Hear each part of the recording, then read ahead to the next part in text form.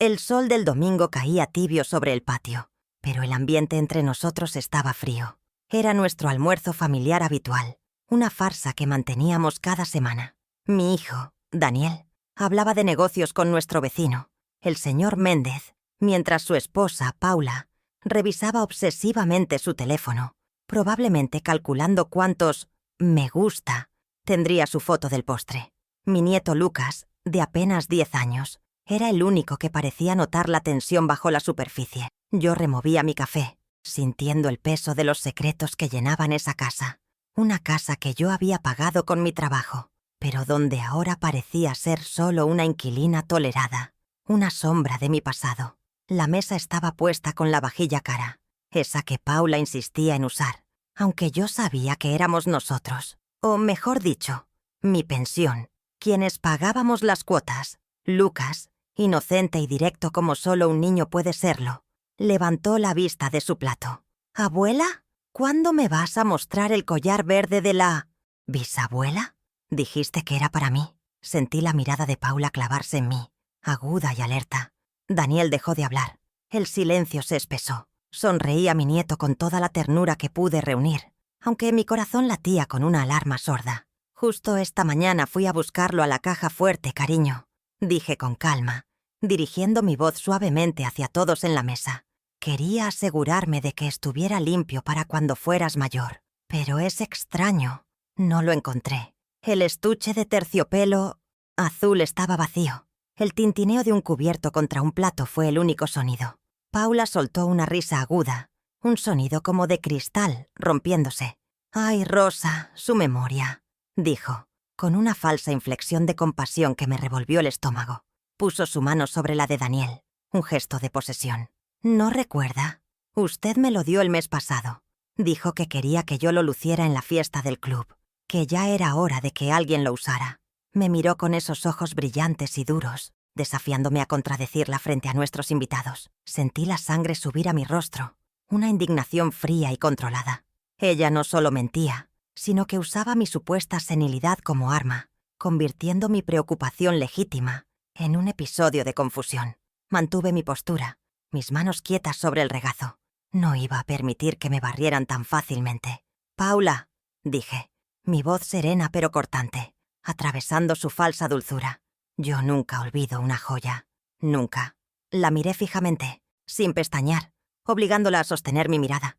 «Y ese collar de esmeraldas, con su broche de seguridad estilo vienés, que yo misma reparé en 1998, estaba en mi caja fuerte el martes pasado, exactamente a las 10:00 am, cuando hice el inventario trimestral». Dejé que las palabras flotaran. «Inventario». Vi un destello de pánico en sus ojos antes de que su máscara de arrogancia volviera a asentarse. El aire se volvió eléctrico. Antes de que Paula pudiera formular otra mentira, Daniel intervino. Dejó caer sus cubiertos sobre el plato con un ruido sordo, su rostro enrojecido por la incomodidad.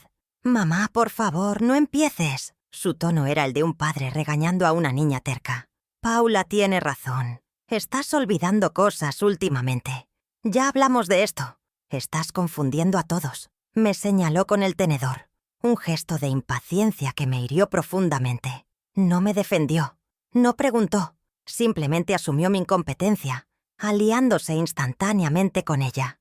Él, mi único hijo, el hombre cuya educación había costado mi propio taller de joyería, me estaba silenciando en público. Nuestros vecinos, los Méndez, bajaron la mirada al instante. La señora Méndez comenzó a estudiar el patrón de su servilleta como si fuera el mapa de un tesoro. Su esposo carraspeó y bebió un trago largo de agua. La humillación fue completa. No era solo una discusión familiar, era una declaración pública de mi incapacidad. Daniel y Paula me estaban pintando como una anciana senil, una carga cuya palabra ya no tenía valor. Sentí cómo me encogía bajo sus miradas de lástima, pero por dentro la indignación fría comenzaba a solidificarse, convirtiéndose en algo duro y afilado. Sabía la verdad, y su alianza solo demostraba lo profundo que era el problema. Entonces, la vi, mientras Paula levantaba su copa de vino para brindar, con una sonrisa triunfante dirigida a su esposo. La luz del sol golpeó su muñeca. Allí estaba, la pulsera de oro macizo, el diseño de eslabones entrelazados, que hacía juego exacto con el collar de esmeraldas desaparecido. Era un conjunto que mi esposo me había encargado diseñar para nuestro 10º aniversario. Lo reconocería en la oscuridad, con los ojos cerrados, solo por el peso.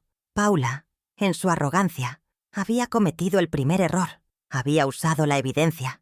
Mis ojos se fijaron en el oro que brillaba en su piel, y luego se levantaron lentamente hacia su rostro sonriente. Ella me sostuvo la mirada, desafiante, creyendo que había ganado la discusión. Pero lo que vio en mis ojos debió confundirla, porque su sonrisa vaciló por una fracción de segundo. No vio derrota, vio cálculo. Paula había olvidado que yo no era solo una anciana olvidadiza. Yo era una maestra joyera. Había olvidado que yo misma fabriqué ese conjunto en 1985 y que mi memoria idética para las piezas, su peso y su calidad era legendaria en el gremio. Ella pensaba que yo estaba perdiendo la memoria, pero la pulsera en su muñeca era una confesión silenciosa. Y si la pulsera estaba allí, ¿cuánto más faltaba exactamente de mi caja fuerte? El oro en la muñeca de Paula no solo brillaba, ardía. Era un recordatorio de todo lo que había sacrificado, de cada gramo de metal precioso que había pasado por mis manos para construir la vida que ellos ahora disfrutaban y despreciaban. Mi esposo, que Dios lo tenga en su gloria, murió hace 25 años. Me dejó con un hijo adolescente, Daniel, y un taller de joyería que apenas comenzaba a ganar renombre. Recuerdo las noches, interminables, con el olor metálico de la soldadura y el zumbido del pulidor, mientras Daniel dormía en el cuarto contiguo. Él era mi único foco, mi proyecto más importante. El taller, que había fundado con tanto esfuerzo en 1980, se convirtió en la moneda de cambio para su futuro, y yo no dudé en pagarlo. Vendí el taller, Joyas Rosa, mi nombre grabado en la puerta de vidrio esmerilado, para financiar su educación. No fue una decisión fácil, fue como vender una parte de mi alma. Pero Daniel tenía sueños grandes, quería un MBA en el extranjero, y yo estaba decidida a dárselo. Fueron $85,000 que salieron directamente de mis ahorros de jubilación, el dinero que había guardado meticulosamente, pieza por pieza, tasación por tasación. Vi cómo se iba en matrículas y gastos de manutención, consolándome con la idea de que estaba invirtiendo en su felicidad. Él prometió que me cuidaría, que nunca me faltaría nada. Es curioso cómo cambian las promesas con el tiempo. Recuerdo el día en que firmé los papeles de la venta de mi taller.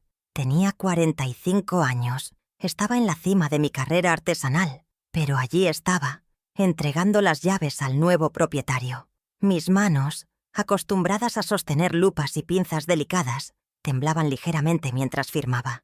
El comprador me miró con lástima, sin entender por qué una maestra joyera renunciaría a su banco de trabajo. Pero yo vi el rostro de Daniel, graduándose, triunfando. Esa noche guardé mis herramientas en una caja de cedro. No volví a abrirla en casi 20 años. El sacrificio era necesario, me repetía a mí misma, mientras sentía el silencio de la casa, ahora vacía de mis creaciones. Daniel regresó con su título, su traje caro, y poco después, con Paula. Ella era todo brillo y nada de sustancia, pero él parecía feliz, o al menos cautivado. Cuando decidieron casarse en 2018, quise que estuvieran cerca. El amor de una madre puede ser ciego, y el mío me llevó a cometer mi segundo gran error financiero. Les cedí 120 metros cuadrados del terreno de mi casa, el terreno que mi esposo y yo habíamos comprado juntos. Les dije que construyeran su propio apartamento anexo, una extensión de nuestro hogar. Creí ingenuamente que estaba construyendo una familia unida, un lugar donde vería crecer a mis nietos. Al principio todo fue armonioso. La construcción del anexo consumió otros $20,000 de mis ahorros para emparejar los acabados, como insistió Paula. Yo cocinaba para ellos, cuidaba de Lucas cuando nació. Me sentía útil, pero lentamente las cosas empezaron a cambiar. Paula comenzó a tomar decisiones sobre mi casa, primero cambiando los muebles del salón, luego sugiriendo que mi decoración era anticuada. Daniel, siempre evitando la confrontación, la dejaba hacer. Empecé a sentirme como una invitada en mi propia sala de estar. Las cenas familiares que yo organizaba se convirtieron en eventos donde yo servía y ellos opinaban. El siguiente paso fue sutil, pero devastador. Sucedió hace unos 6 meses. Paula interceptó al cartero en la puerta.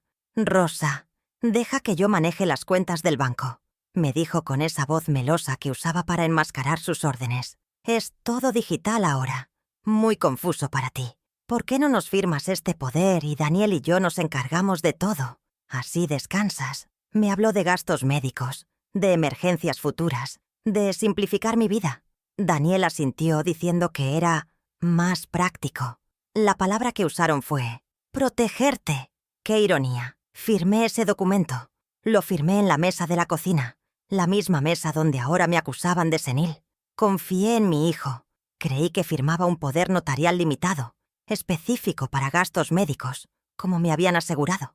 No leí la letra pequeña. ¿Por qué lo haría? Era mi hijo, pero esa firma fue la llave que les entregué. No solo de mis finanzas, sino de mi autonomía.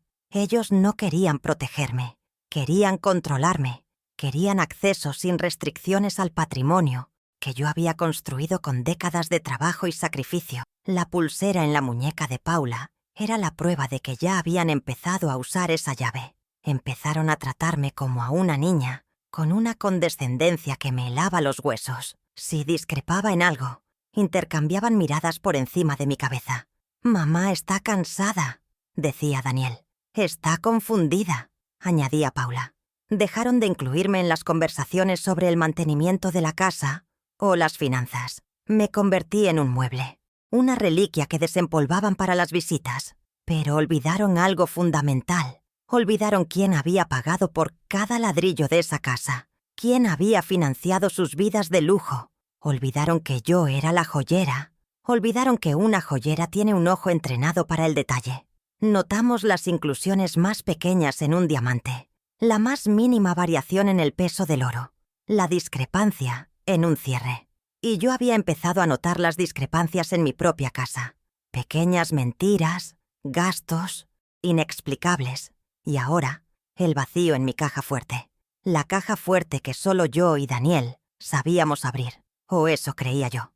La pulsera en la muñeca de Paula no era un regalo, era un trofeo. La humillación del almuerzo fue solo la culminación de años de microabusos, de gaslighting financiero y emocional.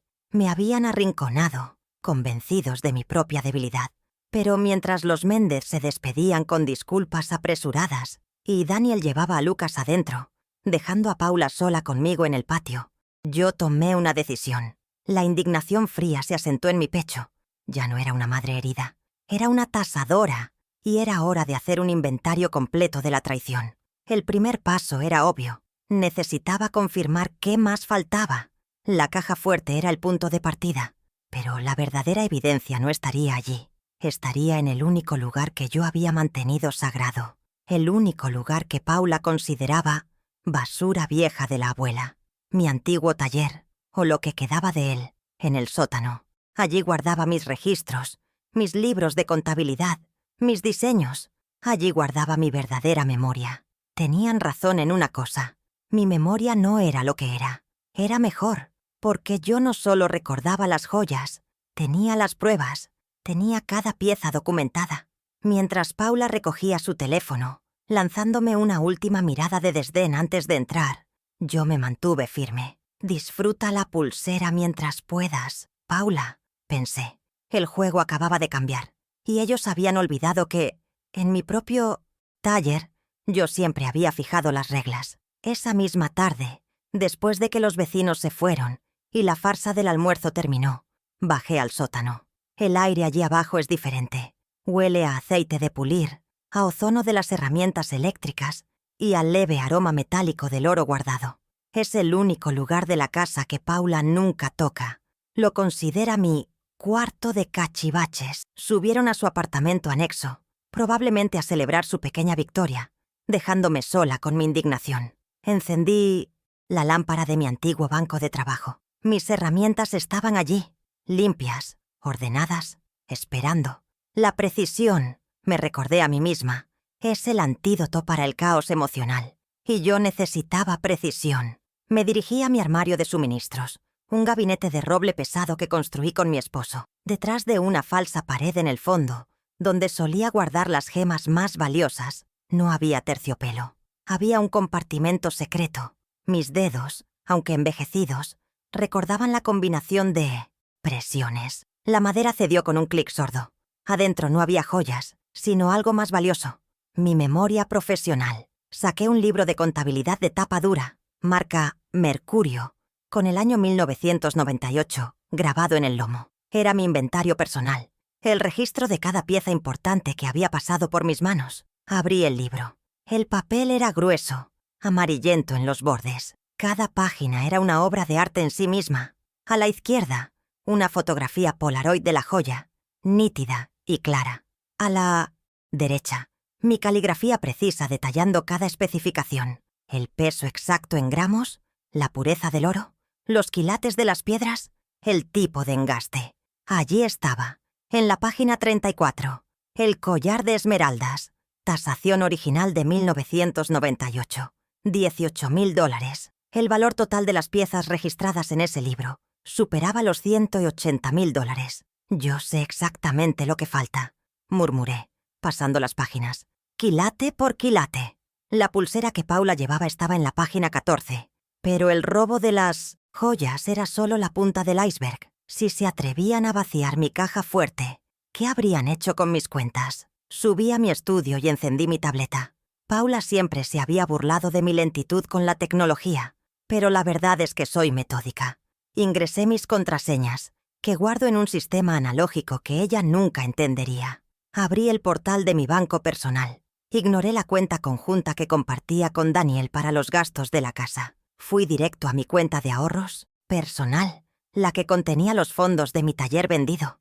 El número en la pantalla me heló la sangre. El saldo era incorrecto. Faltaban exactamente $7.000. Revisé los movimientos. No era un pago de servicio. No era un gasto médico. Era una transferencia directa, realizada hacía 3 semanas, a una cuenta que no reconocía. La autorización. Transferencia de fondos familiares. La firma digital. Daniel, usando el poder notarial que le había dado. El mismo poder que me aseguraron era solo para emergencias médicas. La humillación del almuerzo fue un teatro. El saqueo había comenzado mucho antes. ¿Qué tan profundo era este engaño? Necesitaba ayuda. No ayuda legal. Todavía no. Necesitaba inteligencia. Llamé a mi única amiga de confianza, Clara. Habíamos sido colegas. Ella era dueña de una galería de arte y joyería, y aunque también tenía 68 años, su mente era aguda, y a diferencia de mí, navegaba el mundo digital con una facilidad asombrosa. Clara, querida, le dije por teléfono, manteniendo mi voz estable. Tengo unas piezas que necesito tasar para el seguro. ¿Puedes venir a tomar un café? Necesito tu ojo experto. Sabía que entendería el código. Clara llegó esa misma tarde. Le serví café en mi estudio, lejos de los oídos de Paula. No necesité explicarle la humillación del almuerzo. Ella me conocía. Saqué el libro Mercurio. Paula llevaba esta pulsera hoy, le dije, señalando la foto en la página 14. Dijo que se la regalé. Clara, yo no se la regalé. Los ojos de Clara se estrecharon. Ella entendió de inmediato. Y el collar de esmeraldas de la abuela, añadí. Ha desaparecido. Clara dejó la taza de café. Rosa, ¿quieres que busque su valor actual? ¿O quieres saber dónde está? Quiero saber dónde está, respondí. Nos sentamos frente a mi computadora. Clara tomó el control. Su habilidad era impresionante. Si está tratando de vender algo de esta calidad, no irá a una casa de empeño local. Irá a un mercado de lujo en línea, explicó. Escribió los términos: collar esmeraldas vintage, pulsera oro eslabones, página tras página de resultados. Y entonces, en un sitio llamado https://google.com/search/luxvintage.com, Clara se detuvo. Hizo clic. Mi corazón se detuvo con ella. Allí estaba. La foto era mediocre, tomada con un teléfono celular, probablemente contra una de las sábanas de seda de Paula. Pero era inconfundible. El broche vienés, el brillo específico de esas esmeraldas colombianas, mi collar, estaba listado por $15.000, $3.000 menos, de su valor real, un precio de venta rápida. Sentí un nudo de náusea y furia. Estaba liquidando mi herencia, la herencia de mi nieto. Clara siguió navegando en la misma tienda virtual. Encontramos la pulsera, marcada como vendida, y otras 4 piezas de mi inventario, todas vendidas. ¿Quién es la vendedora?, pregunté, aunque ya lo sabía. Clara hizo clic en el perfil del vendedor. El alias era casi una burla, una estupidez arrogante. DanPa84. Daniel y Paula. 84. El año en que Daniel se graduó de la preparatoria. Clara me miró, sus ojos llenos de horror. Rosa, esto no es una tienda. Es el inventario de tu caja fuerte, susurró. Asentí, mi mirada fija en la pantalla, en la foto borrosa de mi legado. No era un regalo, Clara, dije con una voz que apenas reconocí, fría y dura como el diamante. Era una liquidación. Ahora teníamos un rastro digital. Si HTTPS www.google.com/search-luxvintage.com le había pagado a DanPa84 el dinero tenía que estar en alguna parte. Volvimos a mi portal bancario. Esta vez, Clara me ayudó a buscar depósitos entrantes, no salientes. Y allí estaban. Pagos de Lux Vintage, comenzando hace 4 meses. El primero fue de $800, el último, de 5.000. La suma total de las ventas, rastreada a través de las referencias del sitio, ascendía a $32.000. Paula ni siquiera era buena negociando. Estaba regalando las piezas. Pero el dinero no estaba en mi cuenta. Por supuesto que no. Los registros mostraban que cada depósito de Lux Vintage era transferido automáticamente, en cuestión de horas, a otra cuenta. Una cuenta que no estaba vinculada a mi perfil. Le di a Clara el número de la cuenta de destino. Sus dedos volaron sobre el teclado, usando herramientas de búsqueda de registros bancarios que yo ni sabía que existían. En menos de 5 minutos, tenía la respuesta. La cuenta de destino no estaba a nombre de Daniel. Pertenecía única y exclusivamente a Paula. Un frío diferente me recorrió. Esto era más que un robo familiar. Era un fraude calculado. No solo robaba, dije en voz alta. Ocultaba el dinero de mi hijo. ¿O era Daniel parte de esto? La transferencia de los $7.000 desde mi cuenta de ahorros sugería que sí. Pero esta cuenta secreta de Paula, esto era una traición dentro de otra traición.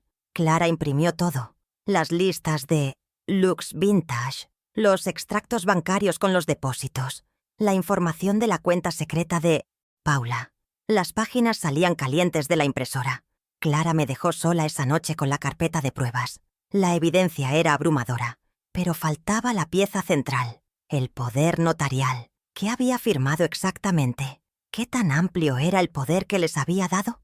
El robo de joyas era un crimen, pero el mal uso de un poder legal era una devastación. Sentí una punzada de miedo real. Si tenían control legal, ¿qué más podrían hacer? ¿Vender la casa? ¿Internarme? La comodidad de mi hogar de repente se sentía como una trampa. Esa noche, el insomnio fue mi compañero. Me levanté pasada la medianoche. Necesitaba agua.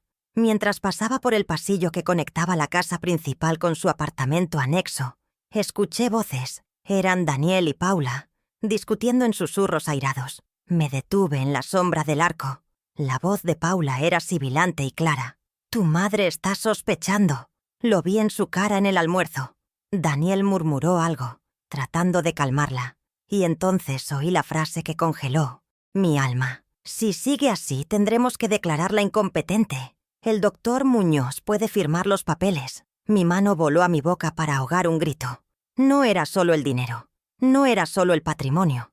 Era mi libertad. Estaban planeando activamente borrarme, declararme mentalmente incapaz para cubrir su fraude y tomar control absoluto de todo lo que poseía. El doctor Muñoz era su amigo, el nuevo médico que habían insistido que viera. Ahora entendía por qué. Cada visita, cada pregunta sobre mi memoria, no era preocupación, era una evaluación para mi encarcelamiento. Regresé a mi cuarto, temblando, pero no de miedo. Temblaba de una furia gélida. A las 8 de la mañana siguiente, estaba en la puerta de la oficina del doctor Salas. No el joven abogado que Daniel había contratado para sus negocios, sino el abogado de mi difunto esposo, El hombre que había manejado nuestro patrimonio durante 40 años. Entré sin cita. «Rosa, qué sorpresa», dijo levantándose. Puse la copia del poder notarial, que había guardado en mi escritorio. «Miguel, necesito que me digas qué es esto». «Exactamente». Su rostro se ensombreció mientras leía. Tardó solo 1 minuto. Levantó la vista, sus ojos llenos de pena. «Rosa, esto no es un poder para gastos médicos. Es un poder general amplio. Ilimitado», me explicó. Podían vender mis propiedades, liquidar mis acciones, tomar préstamos a mi nombre. Todo. Sentí que el suelo desaparecía bajo mis pies. «¿Han hecho algo?», pregunté. Mi voz apenas un susurro. Él asintió sombríamente. «Hice una revisión esta mañana, tan pronto como llamaste. Tenía un mal presentimiento. Me entregó un documento que había impreso desde el registro de la propiedad.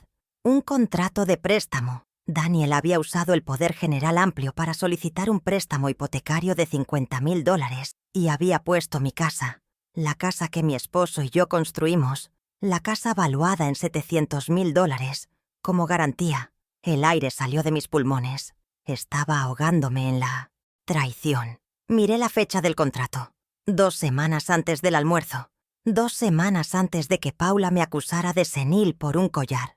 El almuerzo no fue un accidente. Fue el comienzo de su campaña para desacreditarme, en caso de que el banco o yo descubriéramos el préstamo. Necesitaban que yo pareciera loca. Mis ojos se fijaron en la firma de Daniel. Pusieron en riesgo el techo de mi nieto, dije, mi voz recuperando su fuerza. Pusieron en riesgo el futuro de Lucas ¿Por qué? Regresé a casa esa tarde. La carpeta de pruebas ahora estaba completa, pesada con la magnitud de su engaño. Tenía el inventario, las ventas en línea, los extractos bancarios de Paula y el contrato del préstamo fraudulento. Sabía el qué, el cómo, el dónde y el por qué. Solo faltaba una cosa. Necesitaba la confesión de mi hijo. Necesitaba escuchar de sus propios labios por qué había destrozado a su familia.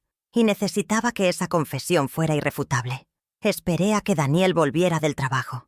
Paula estaba arriba, probablemente en línea, gastando el dinero que había robado. Lo encontré en la cocina, sirviéndose un vaso de agua. Puse mi teléfono sobre la encimera de granito, con la pantalla oscura, pero el micrófono activado.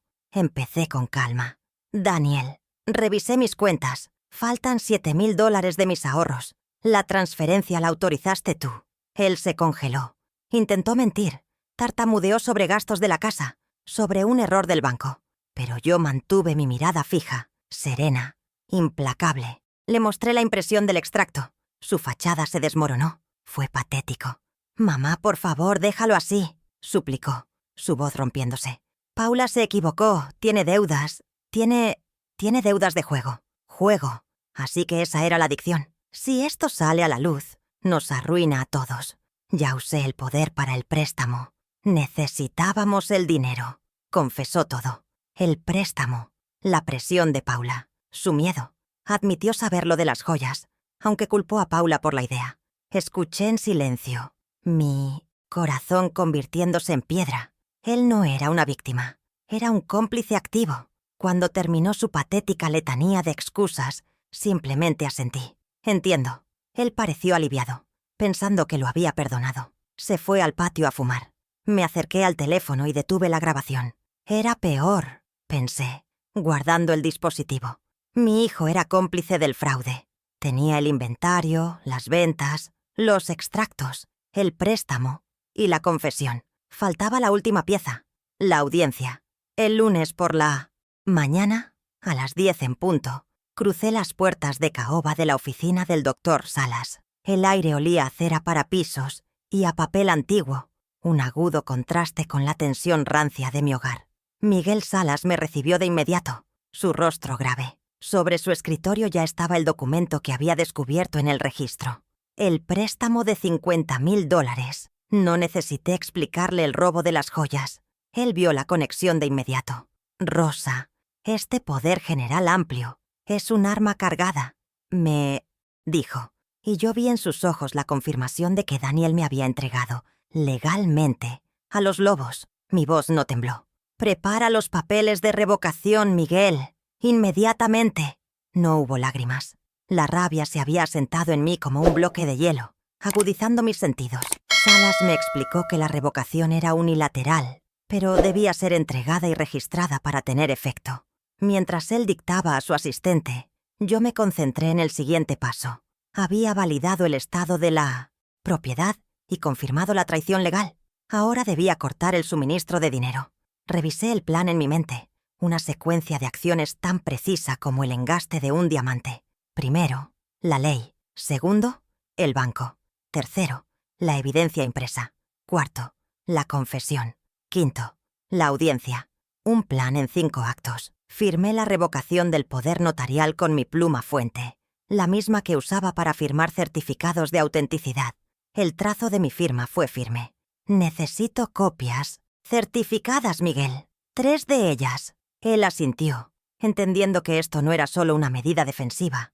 Era el inicio de una ofensiva. Salí de su oficina 1 hora después, no como una víctima, sino como una estratega. La primera pieza del mecanismo de relojería estaba en su lugar. Ahora tenía que enfrentarme a la institución que había permitido el saqueo, mi propio banco. Tenía menos de 24 horas antes de que ellos intentaran mover más dinero.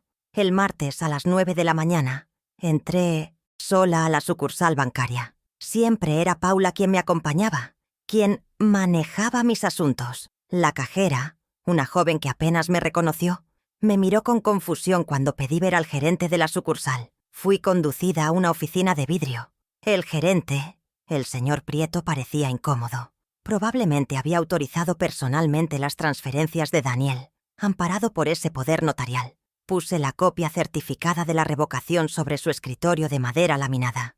A partir de 1900, este instante, dije con calma, el poder notarial E405B queda revocado. El señor Daniel y la señora Paula no tienen acceso a ninguna de mis cuentas. El gerente Prieto palideció.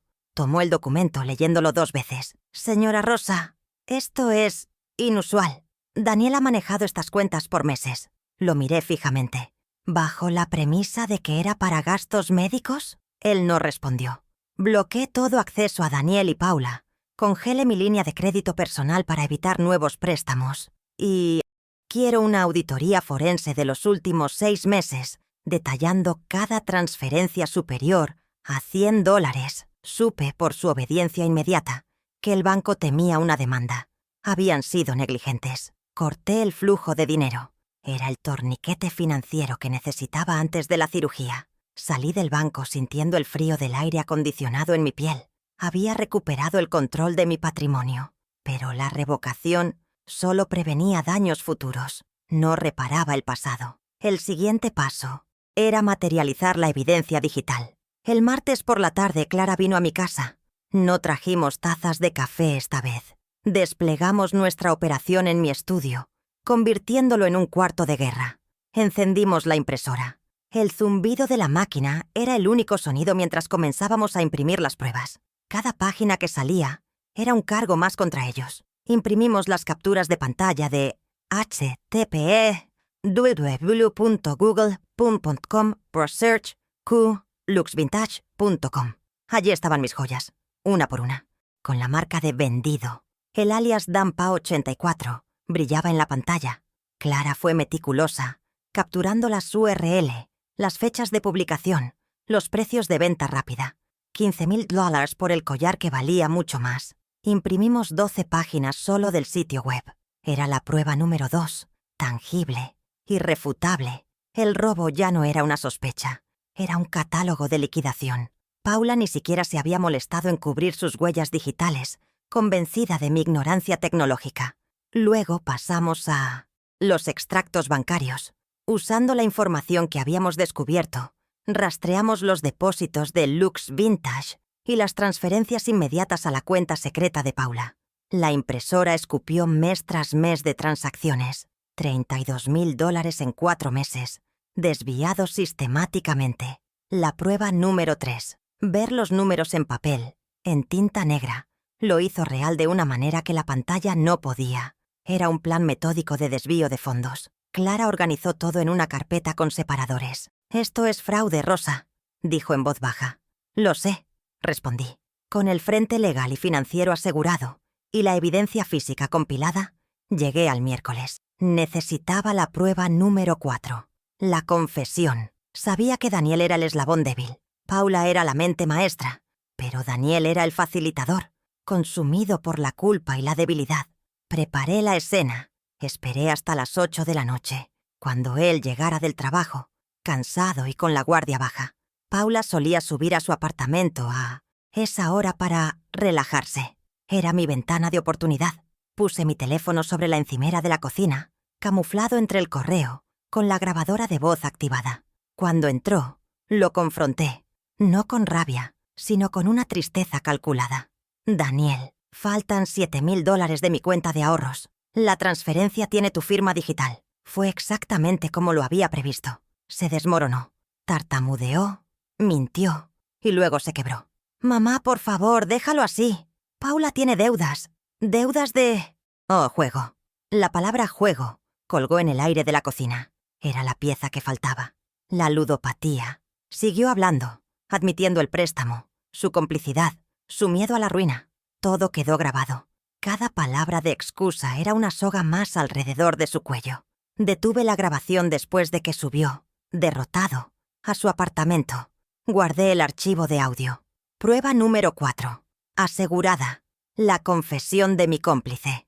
Ahora tenía el inventario original, las ventas en línea, los extractos de la cuenta secreta, la confesión grabada y el contrato del préstamo fraudulento. El dossier estaba completo.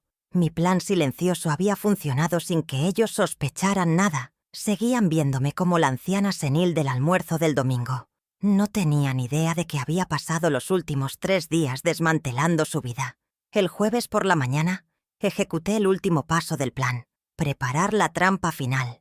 Descolgué el teléfono e hice la primera llamada. A los padres de Paula. Usé una voz frágil, la voz que ellos esperaban de mí. Eduardo, Beatriz, estoy tan preocupada, les dije. Como saben, mi memoria no está bien, y Daniel y Paula están muy agobiados. Necesito tomar decisiones importantes. Les pedí que vinieran a una reunión familiar urgente el sábado por la noche. Ellos, sin duda oliendo la oportunidad de asegurar la posición de su hija, aceptaron de inmediato. La segunda llamada fue a Daniel y Paula. Les comuniqué mi decisión. He convocado una reunión familiar para el sábado a las 7 de la noche. La voz de Paula cambió. Se volvió alerta, depredadora. ¿Una reunión, Rosa? ¿Sobre qué? Les di el pretexto perfecto, la carnada que no podrían resistir. Para discutir mi testamento y mi salud mental, como tanto les preocupa. Pude casi oír su sonrisa triunfante a través del teléfono. Pensaron que era su victoria final. Pensaron que iba a entregarme, a firmar mi propia sentencia de incompetencia. El jueves y el viernes fueron días de una calma sofocante. Mantuve mi rutina. Regué mis plantas. Le leí a Lucas. Pero en mi interior estaba repasando la coreografía del sábado. Paula y Daniel se movían a mi alrededor con una amabilidad condescendiente, tratándome como a un huevo frágil. Cuidaban sus palabras, probablemente siguiendo el consejo de ese doctor Muñoz. No sabían que yo había invitado a sus suegros. No sabían que Clara también estaría presente, como mi testigo. Pasé el viernes en mi taller, no trabajando con oro, sino con papel. Organicé las 5 pruebas en Fliezm 7 son 5 carpetas separadas. Las etiqueté. Preparé la mesa de la sala de estar, no para una cena, sino para un tribunal. Ellos esperaban una rendición. No se daban cuenta de que habían aceptado una invitación a su propia ejecución financiera. El sábado por la noche no se trataría de mi senilidad, se trataría de su criminalidad. La casa estaba en silencio, pero era el silencio de un mecanismo de relojería a punto de dar la hora. Mi plan había sido metódico. Cada paso se basó en el anterior. La visita a Salas me dio la autoridad para ir al banco. El banco me dio el control para investigar sin interferencias. La investigación con Clara me dio las pruebas tangibles. Las pruebas me dieron la palanca para obtener la confesión de Daniel. Y la confesión me dio la confianza para convocar el juicio final. Estaba lista. El sábado no podía llegar lo suficientemente rápido. El sábado por la mañana me tomaron el desayuno en la cama. Un gesto de cuidado, que era claramente una forma de mantenerme contenida. Sonreí y les di las gracias. «Estoy muy tranquila con la reunión de esta noche», les dije. «Es hora de poner todo en orden». Daniel me dio una palmada en el hombro, un gesto vacío. «Descansa, mamá. Nosotros nos encargamos de todo». Asentí. Sí, lo habían hecho. Habían manejado todo directamente hacia mi trampa. Revisé la sala de estar. Las sillas estaban dispuestas. La iluminación era la correcta. Las carpetas estaban ocultas en el cajón de mi escritorio, listas para ser presentadas. Me senté en mi sillón, el único que ellos no habían cambiado, y esperé. Durante 40 años había tasado el valor de las piedras preciosas basándome en su claridad, color, corte y quilates. Esta noche iba a tasar el valor de mi familia, y sabía, con una certeza helada, que no valían nada. El plan estaba completo. Había revocado el poder, cortado el dinero, asegurado la evidencia documental, grabado la confesión y preparado el escenario. La adrenalina fría de la anticipación era mejor que cualquier café. Ellos querían hablar de mi memoria, de las cosas que supuestamente había olvidado. El sábado, a las 7 en punto, les daría un diagnóstico completo y detallado de su salud moral y financiera. Y sería un diagnóstico terminal. Eran las 4 de la tarde del sábado. El silencio en la casa era denso, expectante.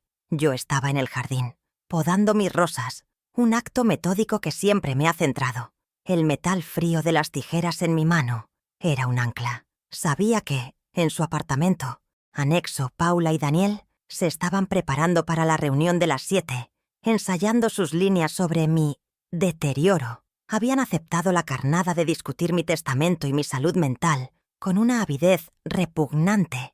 Creían que estaban a 3 horas de tomar el control total. Yo, mientras tanto, simplemente disfrutaba del aroma de las fresias, esperando el momento preciso para cerrar la trampa.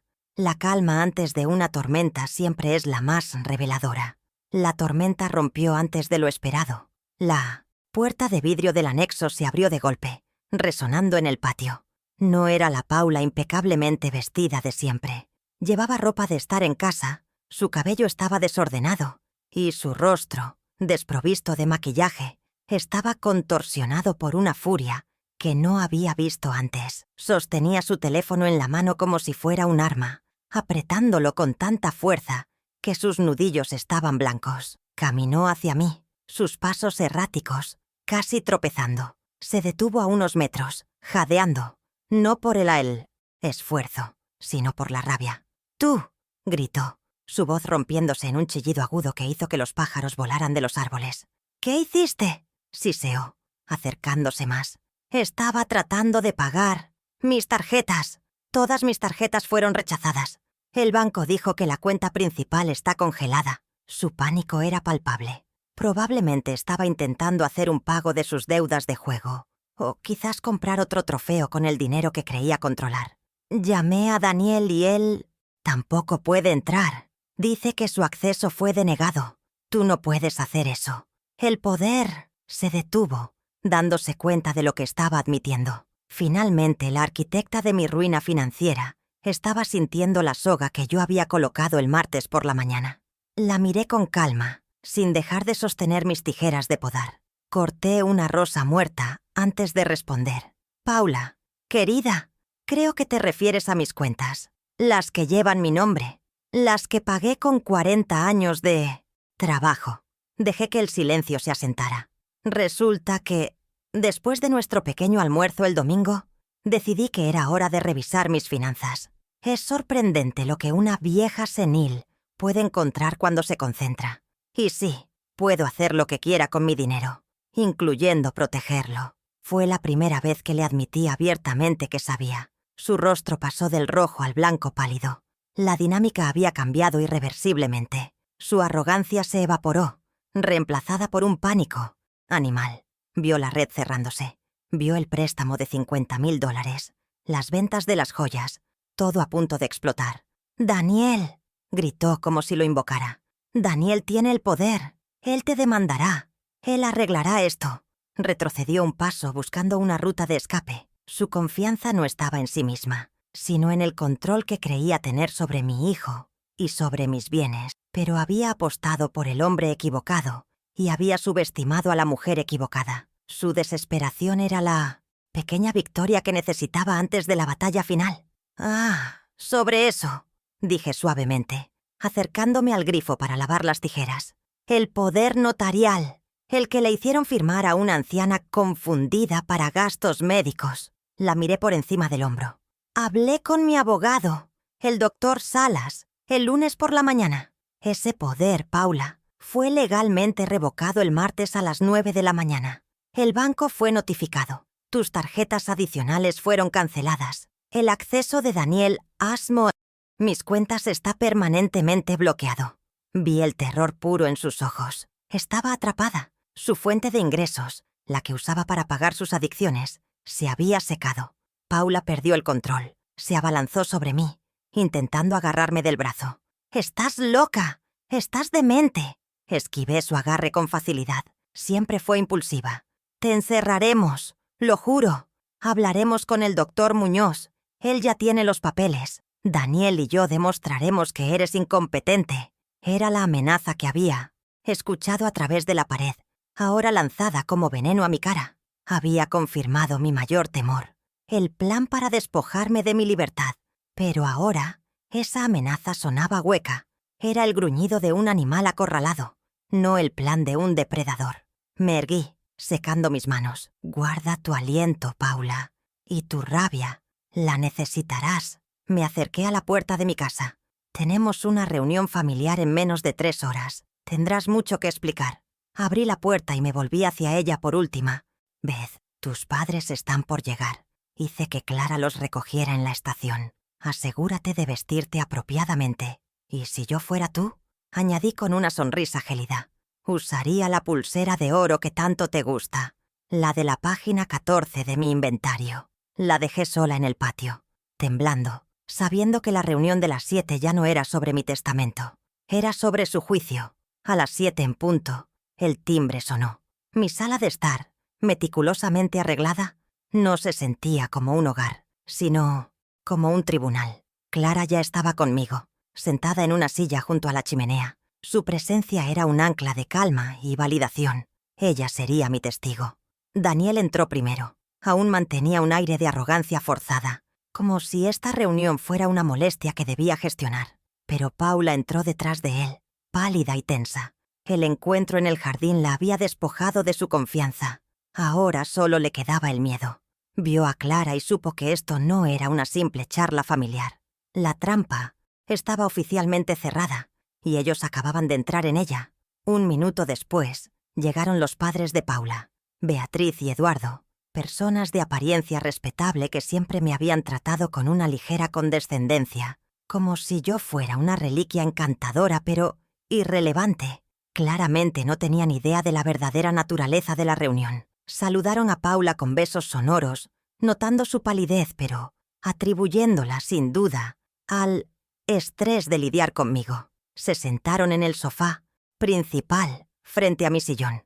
Daniel se sentó junto a ellos, formando un bloque. Paula eligió una silla aislada. El escenario estaba listo. La audiencia, compuesta por los cómplices, los facilitadores y los testigos silenciosos, estaba completa. La tensión era tan espesa que se podía cortar con un bisturí de joyero. Les ofrecí agua, no café. Necesitaba que estuvieran alerta. Daniel carraspeó, asumiendo el control que creía tener.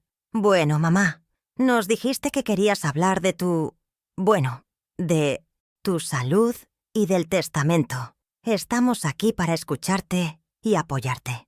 Paula no dijo nada. Sus ojos estaban fijos en el cajón cerrado de mi escritorio, donde sabía que guardaba mis documentos. Sus padres asintieron con gravedad, listos para presenciar mi honorable rendición. Respiré hondo, sintiendo el hielo en mis venas. «Gracias por venir», comencé, mi voz serena y clara, llenando la sala. «Efectivamente, vamos a hablar de mi salud, específicamente de mi memoria. ¿Qué tanto les preocupa? Y también, inevitablemente, del testamento, y de cómo casi lo pierden todo». La confusión cruzó los rostros de Beatriz y Eduardo. Daniel frunció el ceño.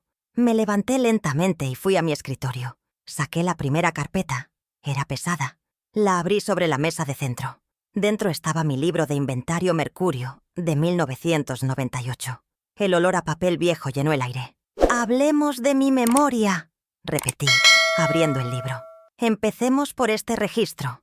Mi inventario de taller. Cada pieza que diseñé o heredé desde 1980. Pasé las páginas hasta la número 14. Paula, la pulsera de oro que usaste el domingo pasado está aquí, tasada en 1998. La foto Polaroid estaba clara como el agua. Una pulsera que según tú te regalé». Paula saltó verbalmente. «Eso no prueba nada. Son papeles viejos, amarillos. Estás confundida». Su voz era demasiado aguda.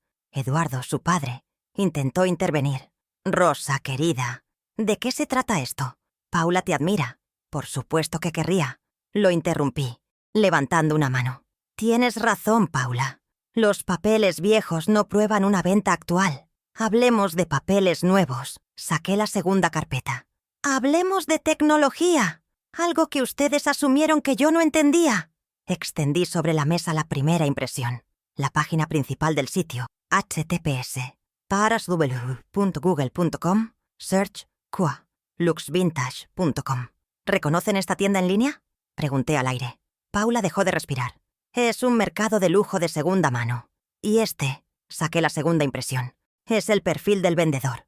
Dampa84. Deletreé el alias lentamente. «Daniel y Paula. ¿Qué alias tan creativo? Casi tan creativo como tu supuesta ignorancia, Daniel». Pude ver a Eduardo y Beatriz palidecer. Sus miradas volaron hacia su hija, que ahora estaba lívida. El silencio en la sala era ensordecedor. La fachada de familia preocupada se estaba resquebrajando, revelando la codicia que había debajo. La arrogancia de Daniel se desvaneció, reemplazada por el pánico que había visto en Paula esa tarde. Puse la tercera impresión sobre la mesa, cubriendo el alias. Era la foto del collar de esmeraldas. «El collar de mi abuela, el que supuestamente yo olvidé que te había dado». Apunté al precio en la pantalla. «Listado por $15,000. Una venta rápida. Vendiste el collar de mi abuela por $15,000, Paula. 3,000 menos que su tasación de 1998, ajustada por inflación. Ni siquiera eres buena en tus crímenes». La madre de Paula, Beatriz, soltó un pequeño gemido, tapándose la boca con la mano. «Paula, ¿qué es esto? Dinos que es mentira». Paula solo me miraba con un odio puro, sin palabras. Daniel finalmente explotó. No con ira, sino con desesperación. Se puso de pie de un salto. «Mamá, basta. Es un malentendido. Estás humillándonos frente a...». Lo corté. «¿Humillándolos? ¿Como ustedes me humillaron a mí el domingo? ¿Cómo planeaban humillarme declarándome incompetente?». Me volví hacia los padres de Paula. «¿Saben ustedes lo que es el gaslighting? Es cuando te hacen creer que estás loca para robarte mejor». Daniel palideció. ¿Cómo supiste eso? «Oh, Daniel, tu arrogancia es tan ruidosa. Hablan demasiado alto en su apartamento anexo». «Pero sigamos con las pruebas», continué, mi voz volviendo a su calma glacial. Saqué la tercera carpeta. «Los extractos bancarios. No es un malentendido, Daniel. Es un patrón». Puse los extractos uno al lado del otro.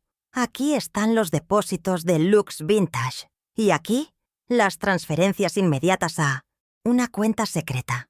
Una cuenta que no está a tu nombre, Daniel. Está solo a nombre de Paula». Volteé a ver a mi hijo. Ni siquiera confiaba en ti, su cómplice. Daniel miró a Paula. Una mirada de traición pura.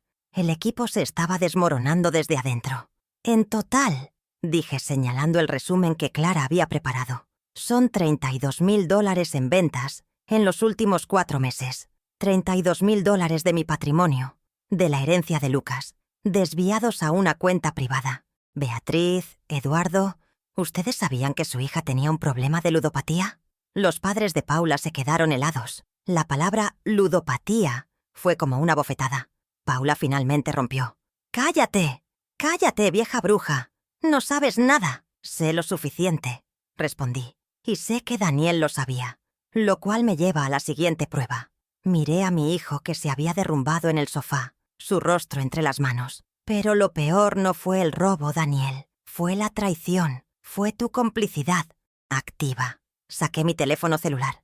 «El miércoles por la noche te pregunté sobre $7,000 que faltaban de mis ahorros personales. Pulsé play. La sala se llenó con el sonido de la voz de Daniel, patética, quebrada, grabada en mi cocina. «Mamá, por favor, déjalo así. Paula tiene deudas de juego. Ya usé el poder para el préstamo. Necesitábamos el dinero».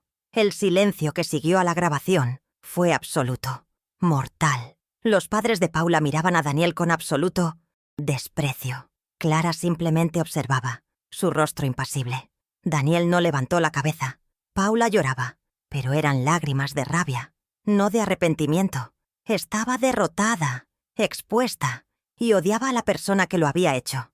Odiaba que esa persona fuera yo, la mujer que había subestimado tan profundamente.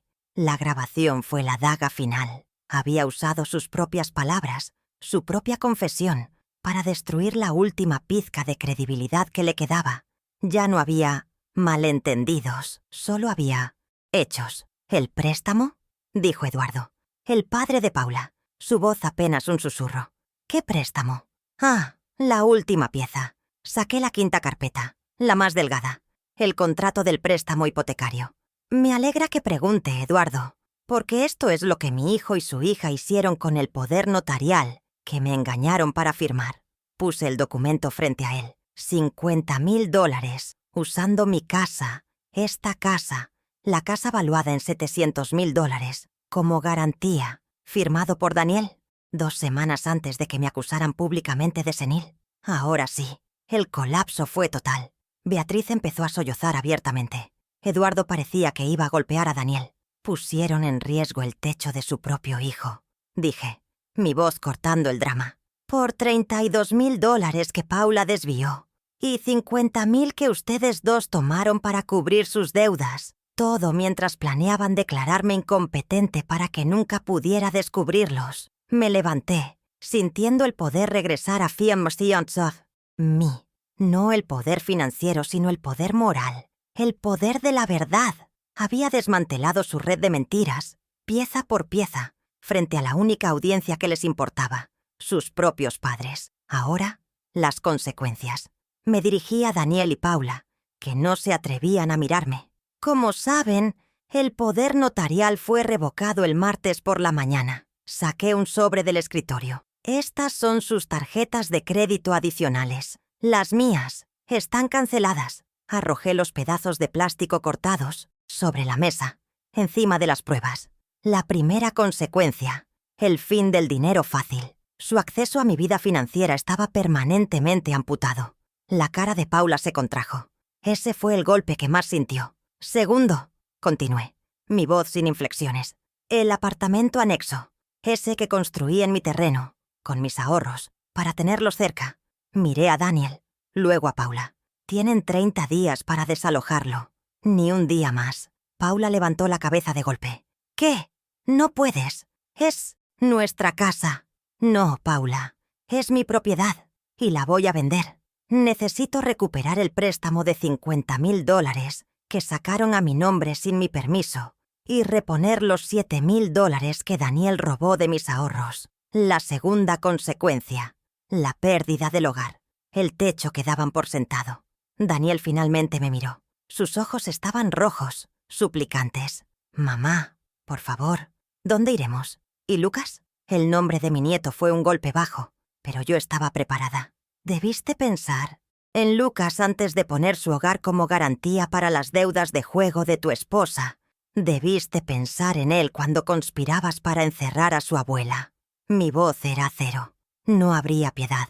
Habían cruzado una línea de la que no había retorno. El amor de madre que me había cegado ahora estaba muerto, reemplazado por la claridad de una tasadora. «Y tercero», dije, recogiendo las 5 carpetas y apilándolas ordenadamente. «Esta», sostuve la pila de mi evidencia. «Este es un duplicado. El original está con mi abogado, el doctor Salas».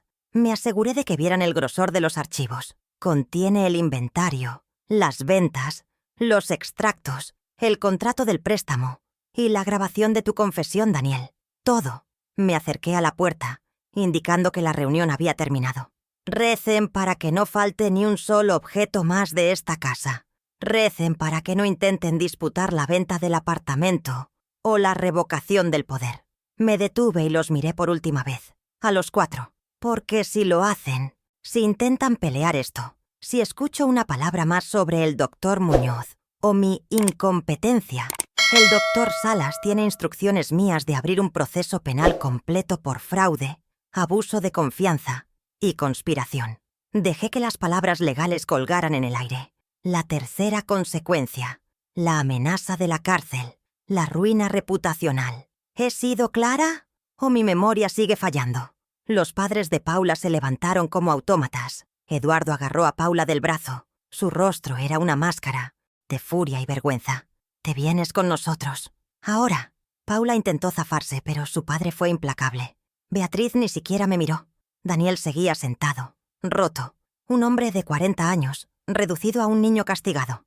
No dije nada más. Clara se levantó y se puso a mi lado. Vimos cómo los padres sacaban a rastras a su hija de mi casa, la casa que ella había intentado robarme.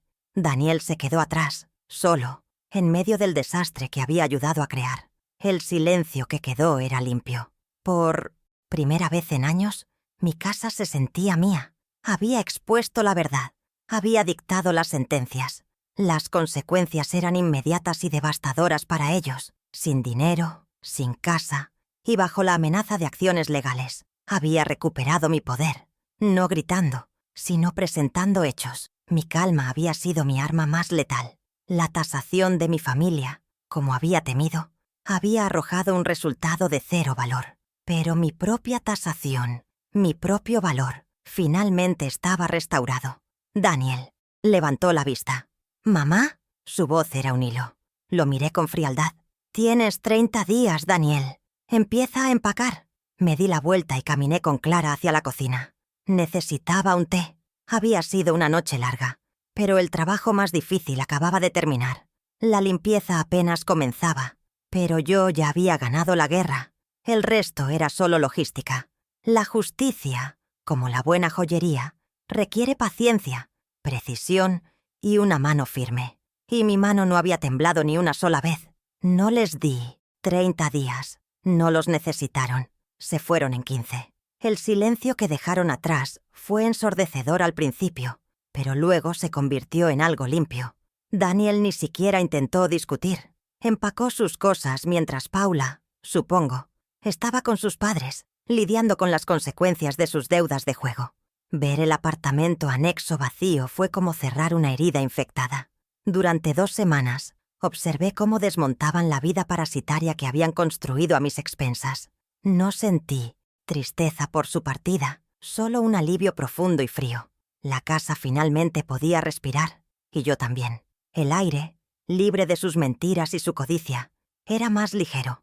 Al día siguiente de su partida, el día 16, un cerrajero cambió cada cerradura de la propiedad.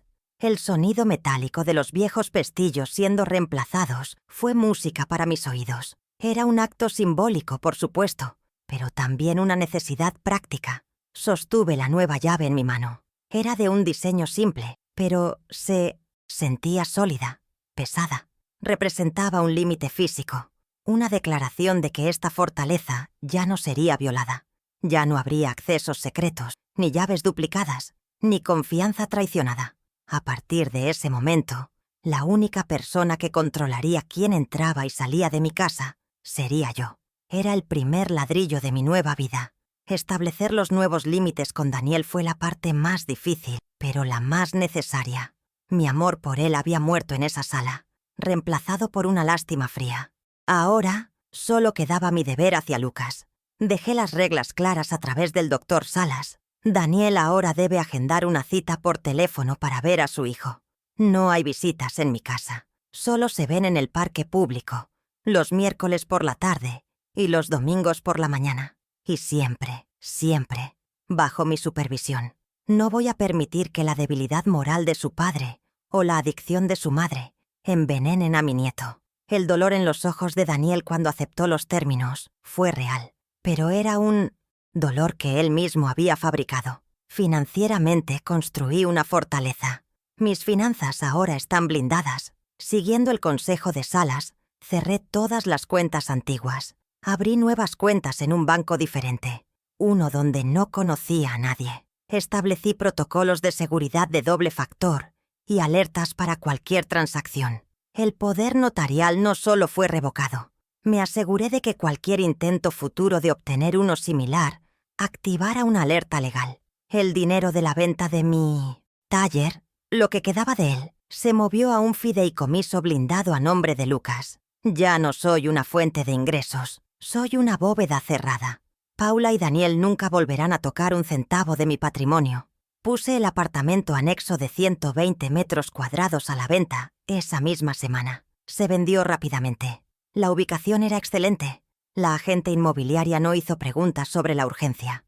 Con el dinero de la venta, pagué hasta el último centavo del fraudulento préstamo de $50,000 que Daniel había firmado a mi nombre. El alivio de liberar mi casa, mi hogar de $700,000 de esa deuda, fue indescriptible. Usé el resto para reponer los $7,000 que robó de mis ahorros. Los libros estaban equilibrados. Había limpiado su desastre financiero con la misma precisión con la que ellos habían intentado crearla. La dignidad no se restaura de la noche a la mañana, pero la verdad tiene una forma de acelerar el proceso. Los Méndez, mis vecinos, me enviaron una canasta de frutas. No hablamos del almuerzo del domingo, pero su mirada ya no era de lástima, sino de un respeto asombrado. La noticia de la ludopatía de Paula y el fraude de Daniel se extendió silenciosamente por nuestro pequeño círculo. Los padres de Paula se han vuelto invisibles, consumidos por la vergüenza pública de su hija. Ya nadie me trata como a una anciana senil. Me miran como lo que soy, una matriarca que limpió su propia casa, una joyera que supo distinguir el oro falso del verdadero. Algunas de las joyas, las vendidas en Lux Vintage, se perdieron para siempre. El collar de esmeraldas de mi abuela ahora adorna el cuello de alguna extraña. Acepté esa pérdida. Es el precio de la lección. Pero otras piezas, las que Paula no tuvo tiempo de vender, las recuperé del fondo de su armario cuando se fueron. Las limpié una por una, puliendo la mancha de su contacto. Entre ellas estaba un broche sencillo, uno que yo misma diseñé en 1985. Era demasiado modesto para su gusto llamativo. Ahora lo uso todos los días. Es un recordatorio de lo que sobrevive. Decidí reabrir mi antiguo taller, no como un negocio a tiempo completo, sino como un santuario. Bajé al sótano y quité las sábanas que cubrían mi banco de trabajo. El olor a aceite y metal me dio la bienvenida como un viejo amigo. Encendí la lámpara de aumento. He comenzado a aceptar diseños privados, solo para clientes selectos, para personas que entienden el valor del trabajo manual. Sentir el oro tomar forma bajo mis manos otra vez. Es como recuperar el lenguaje que me habían obligado a olvidar. Estoy creando de nuevo, y cada pieza que hago es una afirmación de mi existencia. Mi rutina ahora es tranquila, pero llena de propósito. Las mañanas son para el jardín y mis finanzas, las tardes son para el taller, y los fines de semana son para Lucas. La transferencia de poder real no está en los documentos legales, está en el conocimiento. Ayer los senté en mi banco de trabajo, en el mismo taburete que usaba Daniel cuando era niño. Puse un lupino, mi vieja lupa de joyero, en su mano de 10 años. Le enseñé a sostenerlo contra su ojo, a encontrar el foco, a buscar las inclusiones en un pequeño cuarzo. Al principio frunció el ceño, luchando con la herramienta, pero luego soltó una exclamación. «Abuela, veo un arco iris adentro». Le mostré cómo el ángulo de la luz revela la estructura interna de la piedra. Le expliqué la diferencia entre la dureza y la fragilidad, cómo algo tan duro como un diamante puede romperse con un golpe en el lugar equivocado. Él escuchaba con una atención que su padre nunca tuvo. Estaba transfiriendo mi legado, asegurándome de que el verdadero valor de nuestra familia, la habilidad y la integridad, no se perdiera. Nos reímos. Fue una risa genuina. Algo que no había escuchado en mi sala de estar en años. Ya no hay almuerzos tensos en el patio, ni susurros en los pasillos, ni miedo a ser borrada. Solo somos Lucas y yo, aprendiendo juntos. Él aprende sobre piedras y yo aprendo a confiar de nuevo, aunque sea solo en él. La casa está llena del sonido de sus preguntas y del zumbido silencioso de mis herramientas. Es una vida más pequeña, sí, pero es una vida honesta. He reescrito las reglas de mi casa. Me acusaron de perder la memoria. Ese fue su error fatal. Subestimaron en lo que consistía mi memoria. No era solo un registro de eventos pasados. Era un catálogo de hechos, de pesos, de medidas y de valores. Les recordé que una joyera nunca olvida su propio valor, y mucho menos olvida el precio exacto de la traición. Y el precio que pagaron fue todo.